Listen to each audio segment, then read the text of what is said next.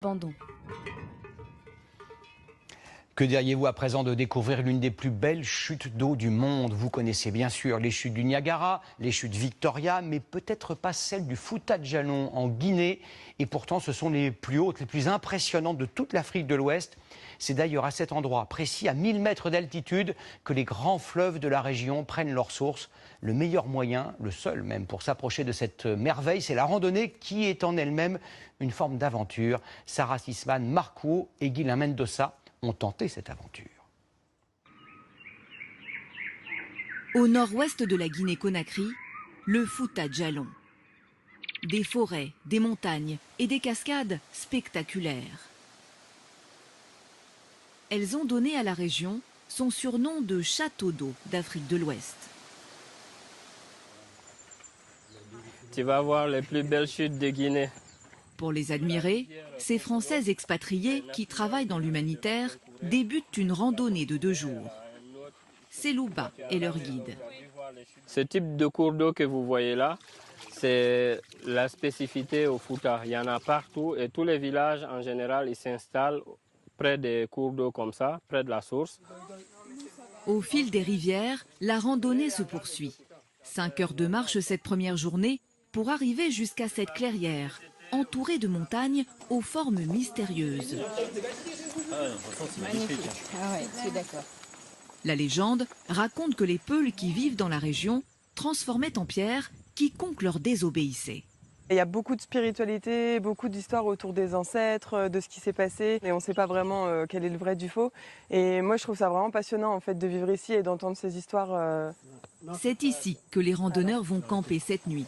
Pour certains, c'est une première expérience. En fait, c'est pas la bonne, c'est pas la bonne taille de tente par rapport à la. Et voilà notre petit chez-nous pour la soirée. Bonne nuit.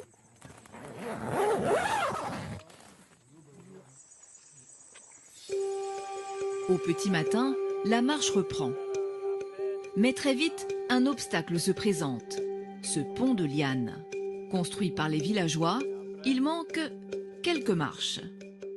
Là vous voyez, on ne peut pas traverser.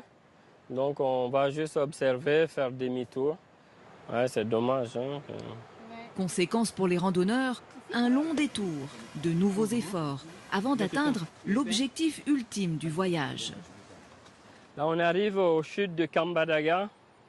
Bon, je vous avoue que c'est les plus belles chutes du Fouta-Djallon, même de l'Afrique de l'Ouest. Des chutes vertigineuses, 60 mètres de haut. Un décor de film d'aventure. De l'eau à profusion en toute saison. Cela confère au Fouta-Djallon toute son importance.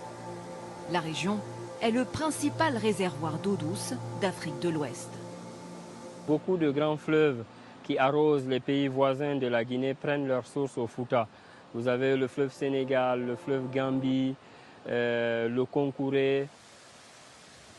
Ces chutes approvisionnent en eau potable des millions d'Africains.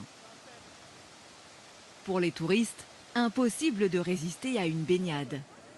Après l'effort, le réconfort. On dit qu'on est carrément chanceux d'être ici, hein, franchement. C'est un super lieu, c'est magique, et puis l'eau est chaude, c'est rigolo, donc c'est cool, hein, tout va bien. Un moment hors du temps. On en oublierait presque que le site est menacé. Depuis 2001, la Guinée a perdu 21% de sa forêt. Le Fouta-Djallon est la région la plus touchée par cette déforestation. Protéger le Fouta-Djallon et sa biodiversité, c'est le combat que mène Virginie Pierre. Il y a 20 ans, elle quitte